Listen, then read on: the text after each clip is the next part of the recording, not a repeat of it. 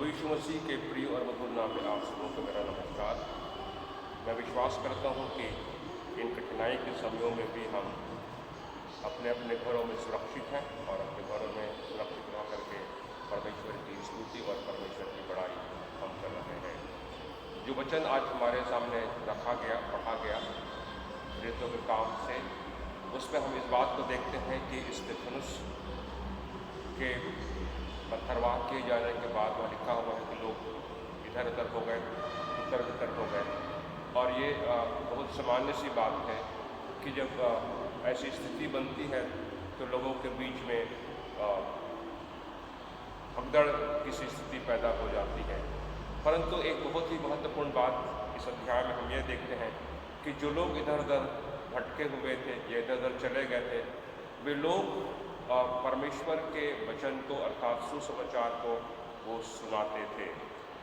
लिखा हुआ है कि कुछ लोग जो थे वो यहूदियों के बीच ही में रह करके सुसमाचार सुनाते थे, लेकिन कुछ और भी लोग थे जो अन्य जातियों अर्थात यूनानियों के बीच में जा कर के वो परमेश्वर के वचन का संदेश सुनाते थे। और आगे लिखा हुआ है कि जब इस बात की खबर यरूशलेम की कलीसिया को लगी तो वे बड़े प्रसन्न हो गए और उन्होंने एक व्यक्ति को वहाँ भेजा जो इस बात को देखे कि वास्तव में वहाँ क्या हो रहा है। और आगे इस बात को भी हम पाते हैं कि वहाँ लिखा हुआ है कि पहली बार अंताकिया में लोग मसीही कहलाए। अंताकिया में पहली बार लोग मसीही कहलाए। हमारे सामने एक बड़ा प्रश्न यही है आज कि मसीही कौन है? क्या एक मसीही अन्य लोगों से फर्क है? क्या कोई भी व्यक्ति मसीही हो सकता है? वो किस प्रकार का जीवन जी रहा है? किस प्रकार से एक व्यक्ति मसीही हो सकता है? जैसा वहाँ हम देखते हैं कि कलीसिया पहली बार अंताकिया में लोग मसीही कहलाए। आज के मसीही कैसे हैं? ये कुछ ऐसे प्रश्न हैं जो हमारे जीवनों में बहुत ही महत्वपूर्ण स्थान रखते हैं। इसका सीधा संबंध हमें से हर एक के जीवन के साथ है। ये प्रश्न या इस तरह के प्रश्न उन लोगों के बारे में किए जा सकते हैं जिन्होंने प्रभु यीशु मसीह को अपने जीवन में अपनाया है, अर्थात जिन्होंने अपने जीवन में यीशु मसीह को ग्रहण कर लिया है। बहुत बार ये बात देखने को आती है कि लोग मसीही अपने आप को कहते तो हैं, लेकिन उनका जीवन इस बात को नहीं दर्शाता है कि वास्तव में वह मसीह पर विश्वास करने वाले लोग हैं या वो वास्तव में मसीही हैं। कई सारे घरों में ये बात सुनने को आती है कि वे लोग जादू टोना करते हैं। किसी के घर में वो नींबू और मिर्च लगा करके दरवाजे पर लगा हुआ रहता है। किसी के घर में बच्चों के हाथों में काले रंग की या सफ़ेद रंग की चूड़ियाँ होती हैं। कभी कभी ये भी देखा जाता है कि बच्चों के माथे पर काला टीका लगा दिया जाता है। और इस तरह की बातें हैं। लोग ताबीज़ और गंडा इत्यादि का भी उपयोग वो करते हैं। तो ये हमारे लिए बहुत ही महत्वपूर्ण बात है कि हम इस बात को जानें या समझें कि सच्चे मसीही कौन है। सबसे पहले हम इस बात को स्पष्ट समझ लें कि सिर्फ एक अच्छा नैतिक जीवन व्यतीत करने से हम मसीही नहीं हो जाते। एक अच्छा नैतिक जीवन व्यतीत करने वाले इस संसार में बहुत सारे लोग मिलेंगे। वो लोग भी बहुत ही अच्छा नैतिक जीवन व्यतीत करते हैं जो मसीही नहीं हैं, लेकिन फिर भी उनका जीवन जो है नैतिक तौर पे बहुत ही बढ़िया होता है। इसका तात्पर्य ये नहीं है कि एक मसीही का कोई नैतिक या कोई मोरल लाइफ नहीं होनी चाहिए। हमारे लिए आवश्यक है कि हमारा नैतिक जीवन भी बहुत ही अच्छा हो। जब बाइबल को जब हम पढ़ते हैं तो इस बात को हम पाते हैं कि एक अच्छे मसीही के लिए कौन सी बातें हैं जो बहुत ही महत्वपूर्ण है। एक अच्छा धार्मिक जीवन होने से भी हम मसीही नहीं हो सकते। हम शायद बहुत ही अच्छा धार्मिक जीवन व्यतीत कर रहे हों, हमको लगता है कि हम एक अच्छा धार्मिक जीवन व्यतीत करते हैं, रोज़ परमेश्वर के वचन को पढ़ते हैं, प्रार्थना करते हैं, ये करते हैं, वो करते हैं, चर्च जाते हैं, इन सारी बातों को करते हैं, लेकिन उसके बावजूद भी हम एक सच्चा मसीही जीवन व्यतीत नहीं करते हैं या हम परमेश्वर के वचन के अनुसार से मसीही नहीं हैं। क्योंकि बाइबल हमें इस बात को सिखाती है कि लोग अपने आप को धार्मिक समझते तो हैं, लेकिन वास्तव में इस तरह से वे अपने आप को धोखा दे रहे हैं। बाइबल हमें इस बात को सिखाती है। मत्ती उसके 15वें अध्याय के उसके 9वें पद को जब हम पढ़ें तो वहाँ लिखा हुआ है, और वे व्यर्थ मेरी उपासना करते हैं क्योंकि मनुष्यों की विधियों को धर्मोपदेश करके सिखाते हैं। ये यीशु मसीह ने यशायाह उसके 29वें अध्याय के 13 और 14 पद को यहाँ लोगों के साथ बातचीत करते हुए कहा है कि ये लोग व्यर्थ मेरी उपासना करते हैं और मनुष्यों की विधियों को, अर्थात अपने द्वारा, मनुष्यों के द्वारा बनाए हुए रीति रिवाजों को वो धर्मोपदेश करके, अर्थात धर्म का उपदेश करके वे लोगों के बीच में सिखाते हैं। तो ये वास्तव में मसीही नहीं है। वो मत्ती उसके 7वें अध्याय के 21 पद में भी लिखा हुआ है कि हे प्रभु कहने वाले स्वर्ग के राज्य में प्रवेश न करेंगे। अर्थात जो सदैव हे प्रभु कहते रहता है वो स्वर्ग के राज्य में प्रवेश करने के लायक नहीं है। तो मसीही कौन है? फिर किसे हम सच्चा मसीही कह सकते हैं? सच्चा मसीही वह व्यक्ति होता है जो परमेश्वर की इच्छा के अनुसार अपना जीवन व्यतीत करता है। ये अर्थात जो सुसमाचार की आज्ञाओं का पालन करता है। सुसमाचार की आज्ञाएं क्या है? हम यूहन्ना 3:16 में इस बात को पढ़ते हैं, जानते हैं कि परमेश्वर ने जगत से ऐसा प्रेम किया कि उसने अपना इकलौता पुत्र दे दिया ताकि जो कोई उस पर विश्वास करे वो नाश न हो परंतु अनंत जीवन पाए। तो हमारे लिए पहली बात यह है कि हम अपने प्रभु पर विश्वास करने वाले बने। दूसरी बात यह है कि हम पश्चाताप करें, अपने गुनाहों को मान लें। और तीसरी बात यह है कि जब हम ये दोनों काम कर लेते हैं तो हम बपतिस्मा लेकर के अपनी गवाही देने वाले बने। यीशु मसीह ने कहा, उसने उनसे कहा, परंतु तुम मुझे क्या कहते हो? शमौन पतरस ने उत्तर दिया, तू जीवते परमेश्वर का पुत्र मसीह है। ये स्वीकारोक्ति हमारे जीवन में होना आवश्यक है। जब हम अपने आप को मसीही कहते हैं तो आवश्यक है ये कि हम, जैसा पतरस ने यीशु मसीह के लिए कहा कि तू जीवते परमेश्वर का पुत्र मसीह है, वैसे ही ये स्वीकारोक्ति हमारे जीवनों में भी होनी चाहिए। हम ये कहें कि तू जीवते परमेश्वर का पुत्र मसीह है।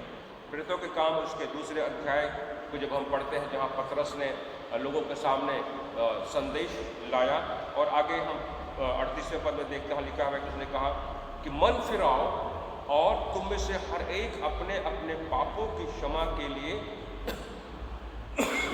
यीशु मसीह के नाम से बपतिस्मा ले, तो तुम पवित्र आत्मा का दान पाओगे।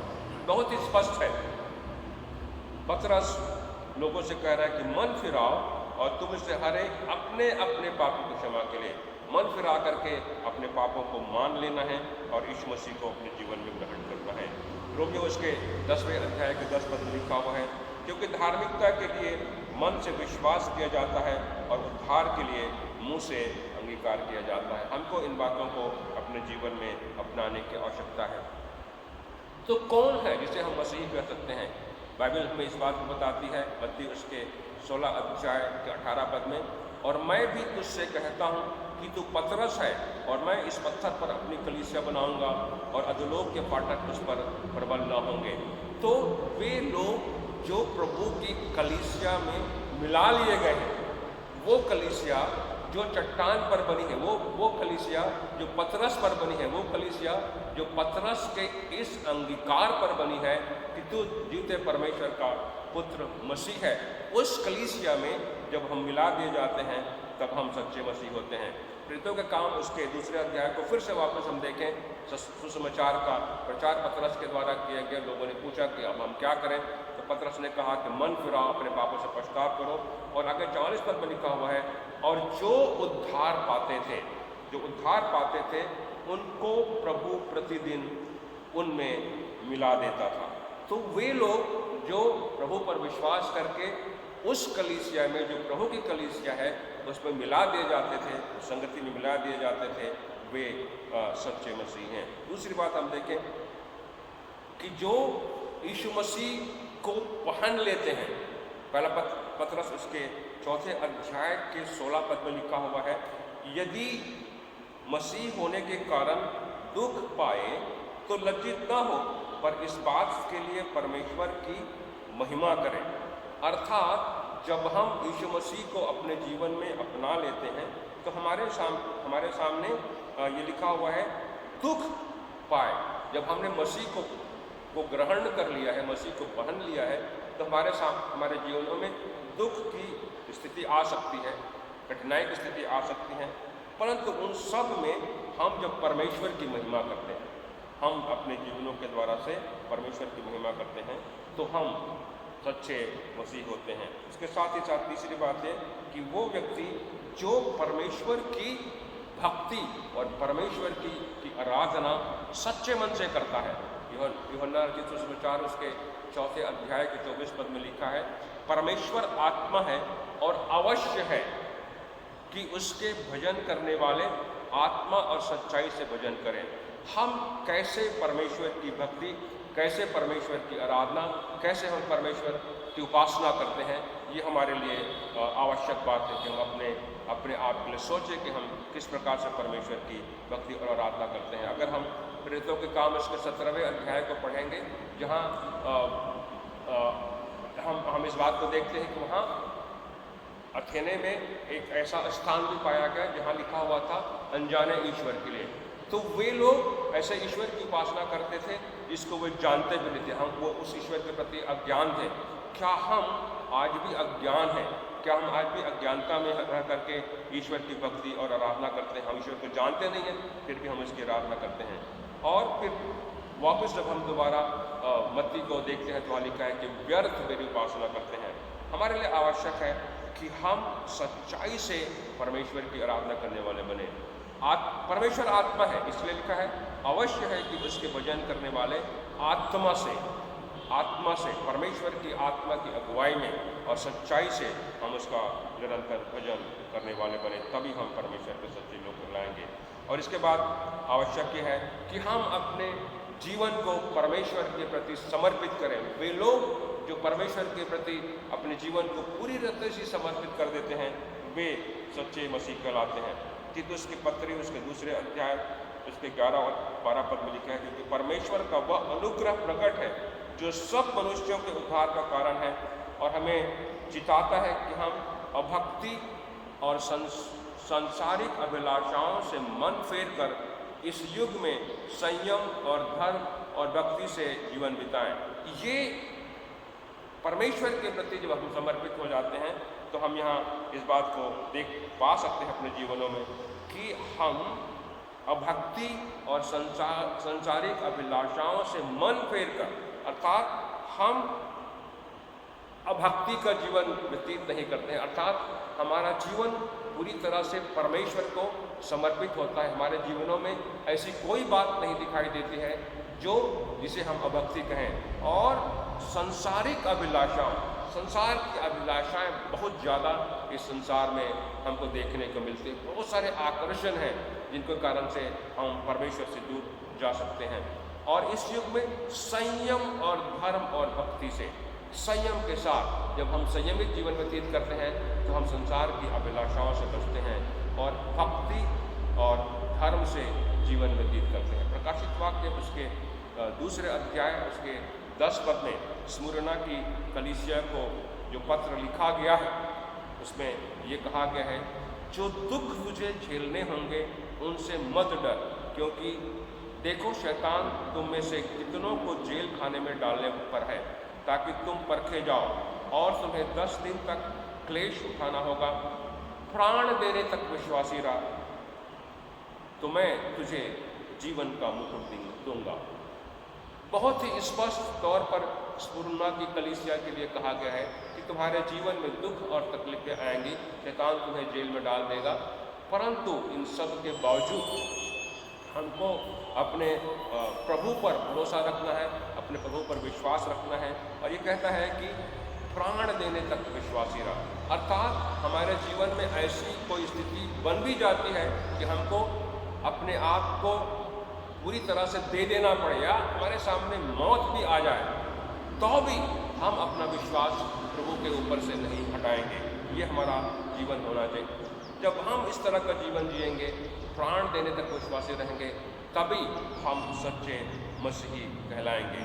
क्या आपके जीवन में उपरोक्त बातें हैं? क्या ये सभी बातें हमारे जीवनों में दिखाई देती हैं? अगर ये दिखाई देते हैं तभी हम सही मायने में मसीही हैं।